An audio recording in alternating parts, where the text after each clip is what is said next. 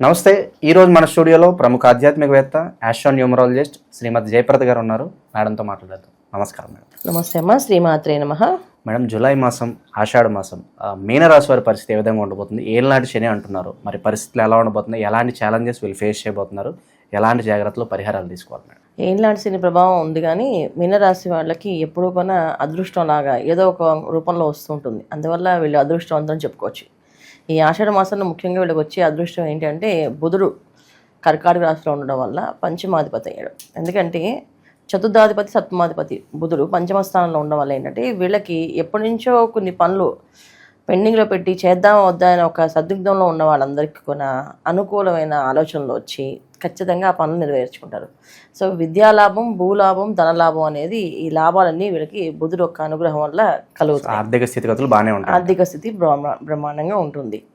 So మీనరాశి వాళ్ళకి ఒక విధంగా చెప్పాలి అంటే అన్ని విధాల శుభ ఫలితాలు వచ్చే మాసమే ఆషాఢ మాసం అనిపించింది. ఎందుకంటే ఇక్కడ బుధుడు అనుకూలంగా ఉన్నారు, తర్వాత శుక్రుడు అనుకూలంగా ఉన్నారు, కుజుడు అనుకూలంగా ఉన్నారు, కుజకేతువులు ఇద్దరు అనుకూలంగా ఉన్నారు. దీనివల్ల ఏంటంటే ఏ పని పట్టుదలతో చేద్దాం అనుకుంటున్నారో ఆ పట్టుదలతో వాళ్ళు ముందుకు వెళ్ళడమే.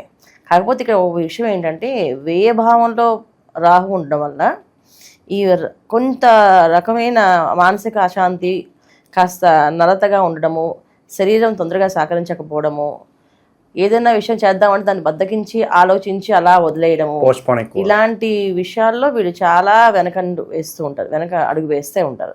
ఎందుకు రీజన్స్ అంటే వ్యయభావంలో రాహు ఉండడం, రాశిలోని శని భగవానుడు.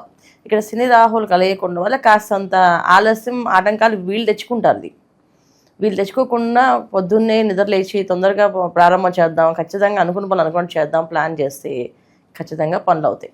అయితే కుజుడు, శుక్రుడు, తర్వాత బుధుడు అనుకూలంగా ఉన్నారు కనుక వీళ్ళు చేయాల్సిన పనులు ఏంటంటే ఎప్పటి నుంచో కాని పనులన్నీ వీళ్ళు ప్రారంభం చేస్తే అవుతుంది. అంటే ఏ పనులు, గవర్నమెంట్ సంబంధించిన పనులు, అంటే ఎప్పటి నుంచో పెండింగ్లో ఉండి అలా పనులు అవుతాయి అవ్వని, తర్వాత ఆస్తి విషయంలో వాటాలు వస్తాయో రావా అని ఆలోచించే వాళ్ళకి, తర్వాత అన్నదమ్ముల మధ్యలో ఉండే ఏవైతే కాస్త ఆస్తి తగాదాలు ఉన్నాయో వీటన్నిటికి కూడా ఒక డెడ్ లైన్ పడుతుంది అన్నమాట. సో డెడ్ లైన్ అంటే ఖచ్చితంగా మంచి ఫలితాలు వస్తాయి, చెడు ఫలితాలు కాదు, మంచి ఫలితాలు వచ్చే అవకాశం ఎక్కువగా ఉంది.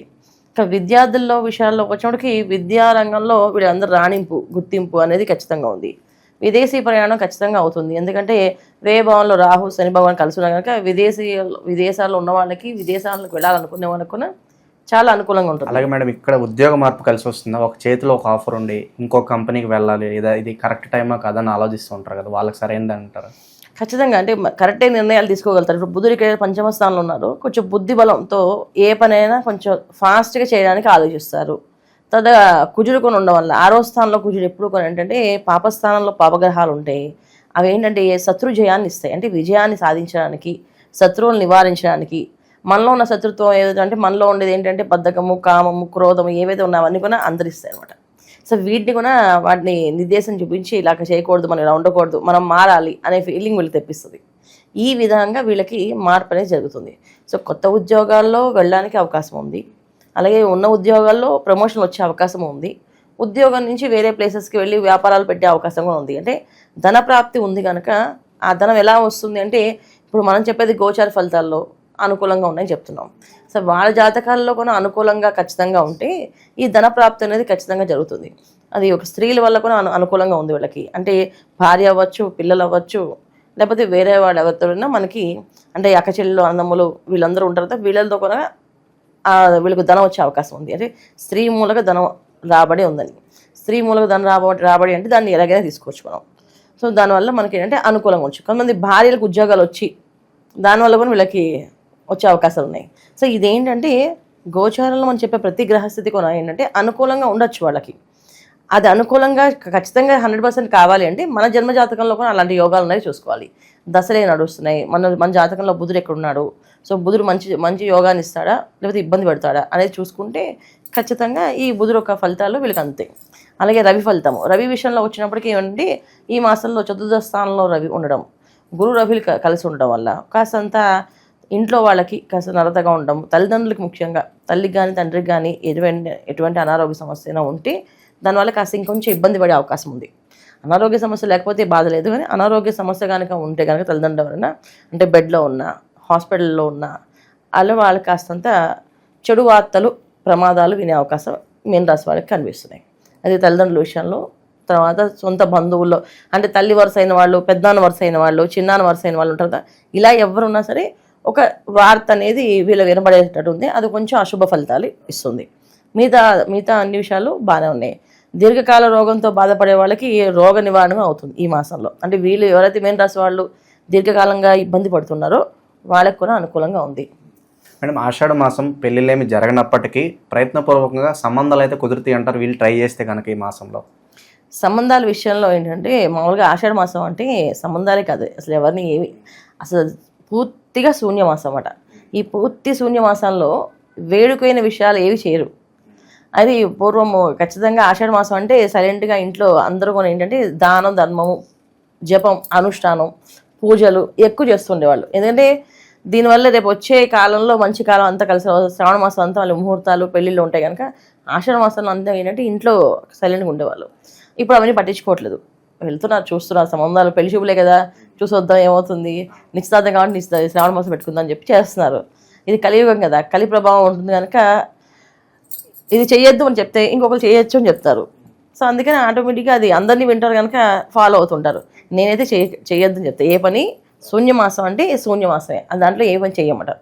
లాభాలు, ధనలాభాలు ఇవన్నీ జరిగేవంటే మనకు వచ్చేవి ఎప్పటి నుంచో భూలాభం అనేది ఉంది. అంటే భూమి మన కోసం కొందాం అనుకున్నామో అది కొనడానికి ఫైనల్ అవ్వడమో, లేదా స్థలం దొరకడమో, లేదా ఇల్లు దొరకడమో, ఆ ఇంటి నిర్ణయించుకోవడమో, ఇవన్నీ జరిగే ఖాయాలు అవుతాయి కానీ కొనడం కాదు.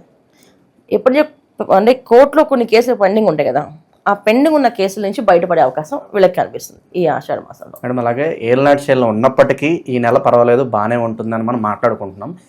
ఇదే పరిస్థితి ఎంతకాలం వరకు కొనసాగొచ్చు అంటారు? తర్వాత ఎలాంటి జాగ్రత్తలు తీసుకోవాలి వీళ్ళు? ఈ మాసం అంతా వీళ్ళకి అనుకూలంగానే ఉంది. వచ్చే మాసం మళ్ళీ బుధుడు మారుతారు కదా, కుజుడు మారుతాడు, అప్పుడు కాస్తంత ఇబ్బంది పడతాయి. ఇప్పుడు మనం చెప్పే మాస ఫలితాలు కదా, మాస ఫలితాల్లో ప్రతి మాసము ఒక మాసం బాగుంటే ఒక మాసం కొంచెం మిశ్రమ ఫలితాలు ఇస్తుంటుంది. మిశ్రమ ఫలితాలు వచ్చినా మంచి ఫలితాలు వచ్చినా మనం ఒకేలా తీసుకోవాలి.